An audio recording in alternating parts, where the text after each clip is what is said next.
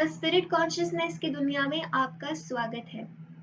आज हम मॉड्यूल 11 की शुरुआत करेंगे जिसमें हम पढ़ेंगे एस्ट्रल प्लेन विस्तार में। ये अध्याय 16 का हिस्सा है। इस अध्याय में सबसे पहले हम देखेंगे एस्ट्रल प्लेन का वर्णन करने में कठिनाई, एस्ट्रल प्लेन का भूस्थानिक यानी जियोस्पेशियल लेआउट, एस्ट्रल प्लेन का निर्माण, एस्ट्रल प्लेन का महत्व, 7 सब प्लेन्स का विवरण और अन्य विविध घटनाएं। शुरुआत करेंगे एस्ट्रल प्लेन का वर्णन करने में कठिनाई। एक जानकार शिक्षार्थी समझ जाएगा कि भौतिक भाषा का उपयोग करके एस्ट्रल दुनिया का सही वर्णन करना कितना मुश्किल है। जैसे अज्ञात जंगल के एक अन्वेषक से पूछ रहा हो कि वे जिस देश को पार करते हैं उसका वर्णन करें। दो महत्वपूर्ण कारक हैं जो एस्ट्रल दुनिया का वर्णन करना अधिक कठिन बनाते हैं। पहला, भौतिक प्लेन पर एस्ट्रल अनुभव का सटीक अनुवाद करने की परेशानी, और दूसरा, भौतिक भाषा की सीमा पूरी तरह से रिपोर्ट करने के लिए कि वहां क्या देखा जाता है। अब हम देखेंगे एस्ट्रल प्लेन का भूस्थानिक यानी जियोस्पेशियल लेआउट।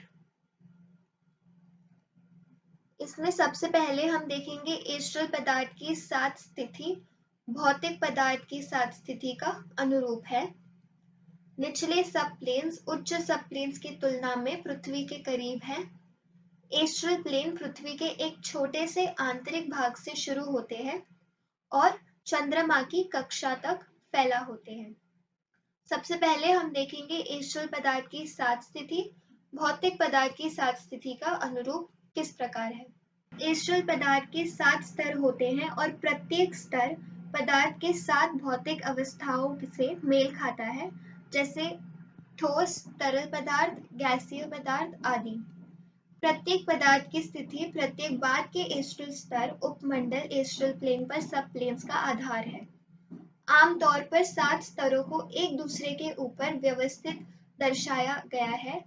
सबसे नीचे सबसे मोटा और सबसे ऊपर सबसे पतला। लेकिन ये केवल सच्चाई का हिस्सा है, इसके पूरे हिस्से का नहीं। प्रत्येक सबप्लेन में निचले सबप्लेन के पदार्थ के साथ परस्पर संबंध होता है। इस प्रकार 7 एस्ट्रल उपग्रह पृथ्वी की सतह पर एक ही स्थान में एक साथ मौजूद हैं। अब हम देखेंगे निचले सबप्लेन उच्च सबप्लेन्स की तुलना में पृथ्वी के करीब है। हालांकि निचले उपग्रह पृथ्वी की सतह के करीब हैं, भौतिक दुनिया में एस्ट्रल सबप्लेन्स के बीच संबंध पर एक उपयुक्त उपमा दी गई है। पदार्थ की अवस्थाएं एक दूसरे को परस्पर जोड़ती हैं। उदाहरण के लिए कुछ तरल मिट्टी में पाए जाते हैं और तरल में हवा की मात्रा काफी हद तक होती है। हालांकि ये बहुत सच है कि पृथ्वी पर अधिकांश तरल पदार्थ ठोस पृथ्वी के ऊपर स्थित जल समुद्रों, झीलों, नदियों आदि में है। उसी तरह अधिकांश गैसें तरल की सतह पर पाई जाती हैं, लेकिन ठोस और तरल पदार्थों की तुलना में बहुत अधिक मात्रा में निकलती हैं। इसी तरह एस्ट्रल क्षेत्र का सबसे बड़ा समूह भौतिक क्षेत्र की सीमाओं के भीतर पाया जाता है। इसके संबंध में एस्ट्रल पदार्थ भौतिक पदार्थ के नियमों का पालन करता है और पृथ्वी के केंद्र की और गुरुत्वाकर्षण होता है। अब हम देखेंगे एस्ट्रल प्लेन पृथ्वी के एक छोटे से आंतरिक भाग से शुरू होते हैं। सबसे निचला और 7वां एस्ट्रल सब प्लेन पृथ्वी के आंतरिक भाग में थोड़ा विलीन हो जाता है, इसलिए यहाँ रहने वाले प्राणी वास्तव में पृथ्वी की ऊपरी सतह में हो सकते हैं। छठा सब प्लेन पृथ्वी की सतह के साथ कुछ हद तक समरूप है। तीसरे सबप्लेन, जिसे अक्सर अध्यात्मवादियों द्वारा समरलैंड कहा जाता है, वातावरण में कई मील तक जाता है। अब हम देखेंगे चंद्रमा की कक्षा तक इसका फैला होना।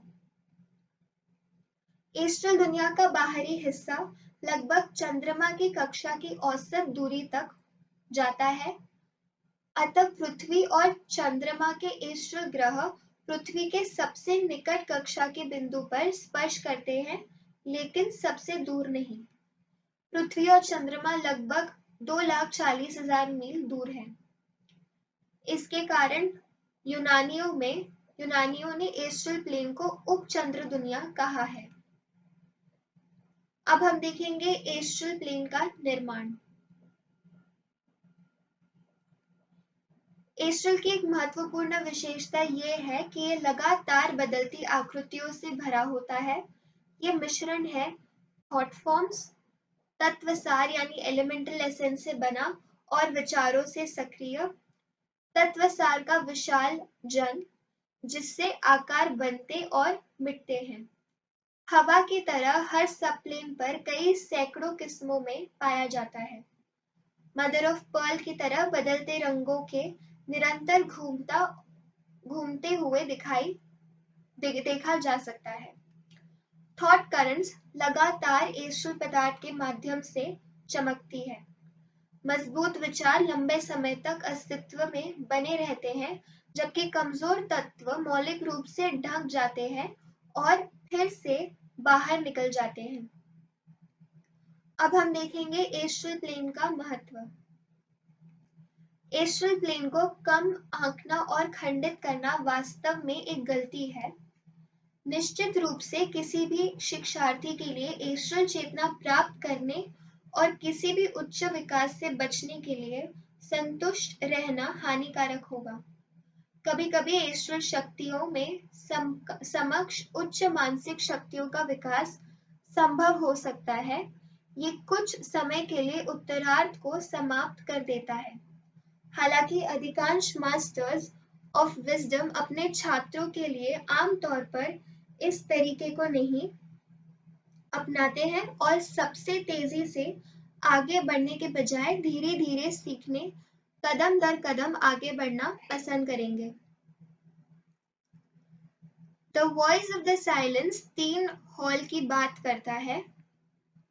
The hall of ignorance, the physical plane, the hall of learning, astral plane. एक बार एस्ट्रल चक्रों को जागरूक करने के बाद व्यक्ति भौतिक प्लेन पर अधिक देख सकता है, चीजों की सच्चाई के करीब महसूस करता है। हालांकि ये अभी भी अस्थायी शिक्षा है। तीसरा, द हॉल ऑफ विजडम, मानसिक प्लेन में वास्तविक और अच्छी तरह से परिभाषित ज्ञान यहाँ प्राप्त किया जाता है। अब इसके आगे अगले वीडियो में हम देखेंगे 7 सब प्लेन्स का विवरण। धन्यवाद।